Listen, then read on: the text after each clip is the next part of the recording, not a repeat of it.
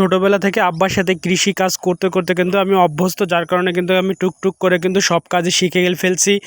কৃষিকাজের যে সমস্ত ধান লাগানো, ধান ওঠানো, তারপর হচ্ছে ধান রোপণ করা, ধান কাটা এবং ধান বোয়া এবং মাড়াই করা, সব কাজই কিন্তু আমি মোটামুটি পারি।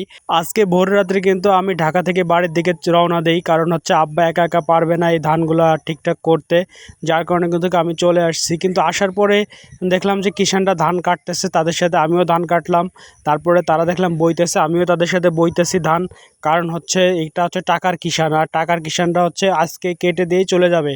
কিন্তু আমি এবং আমার ভাই যদি এখানে না লাগে তাহলে কিন্তু এই ধানগুলো বোয়া হবে না, মাড়াই করা হবে না।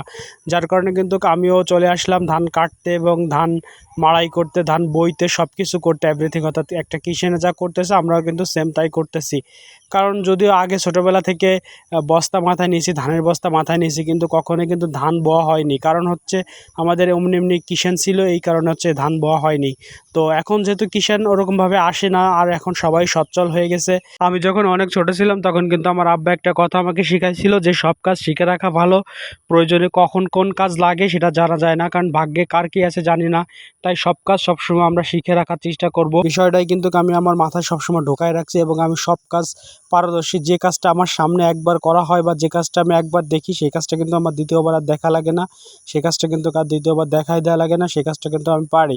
তো আপনারা দেখতে পাচ্ছেন আমি কিন্তু একদম এই পাশে কর্নারে যে ধান নিয়ে আসছি, ধানগুলো কিন্তু আমি বানতেছি এবং এই ধানগুলো বানতেছি কিষানদের সাথে, কারণ কিষান ভাগ্যে জোরে কয়েকটা কিষান পেয়ে গেছিলাম। ভাবছিলাম তো কোনো কিষানই পাবো না, হয়তো আমাদেরই কাটা লাগবে ধানগুলা। তো ভাগ্যের জোরে একটা কয়েকটা কিষান পেয়ে গেছি, যার কারণে হচ্ছে কিন্তু কিষানরা যেহেতু ধান বইতেছে, তো আমিও চলে আসছি। এখন কিন্তু এই যে আমি যে আটিটা নিব, এই আটিটা কিন্তু এই যে বানতেছে, তো কিষানে বানতেছে। আমি যেহেতু বানতে পারি না, বানতে পারি বাট ওরকম শক্ত হবে না, যার কারণে কিন্তু আমি ধানটা বানতেছি না, বানতেছি আমি কিন্তু এই যে মাথায় একটা টুরে দেখতে পাচ্ছেন, এই টুরেটা কিন্তু ওই কিষানদের। হ্যাঁ, আমি জীবনে কখনো এগুলো মাথায় নিয়ে নেই। তো আমাকে বলতেছে ভাই এটা মাথায় নিয়ে ধান বইলে কিন্তু অনেক মজা পাবেন। তো আমিও তাদের কথা মতো ওটা মাথায় নিলাম এবং একটা বিষয় দেখলাম যেটা ওটা ধানের গায়ে কিন্তু অনেক পরিমাণ পানি ছিল, যে ওইটা মাথায় নেওয়ার কারণে কিন্তু পানিটা আমার মাথায় লাগবে না। তো এই জন্য কিন্তু ওইটা মাথায় নিলাম। তো আমি বয়ে আসতেছি, এই যে দেখেন এখানে কিন্তু কাদা, এই কাদার ভিতর দিয়ে কিন্তু ধান বয়ে আনা অনেক কষ্টকর। তো তারপরেও কিন্তু আমি এখান থেকে চুপ করে চলে আসতেছি। এখান থেকে এই যে পাশেই কিন্তু চলে আসতেছি আমি বাড়ির দিকে। এখন এই ধানগুলো আমি বাড়িতে এনে ফেলবো, আর ধানগুলো কত ধান বইছে আপনারা কিন্তু ভিডিও শেষে আপনারা দেখতে পারবেন।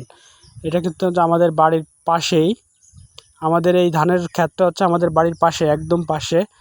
এখান থেকে কিন্তু আমি চলে যাচ্ছি, যেহেতু আমার ক্যামেরাম্যান আমার ভাতিজি, সেহেতু কিন্তু ও ক্যামেরা ভালোভাবে ধরতে পারে না, যেহেতু ছোট মানুষ। তো এই যে কিন্তু ধানগুলো আমি ফালাইছি, এই ধানগুলো কিন্তু এই যে দেখছেন, এই সম্পূর্ণ ধানগুলো কিন্তু আমরা বয়ে আনছি। এই ধানগুলো আরও এই পাশে অনেক ধান আছে। তো আসলে আমার একটু কষ্ট বেশি হচ্ছিল, কারণ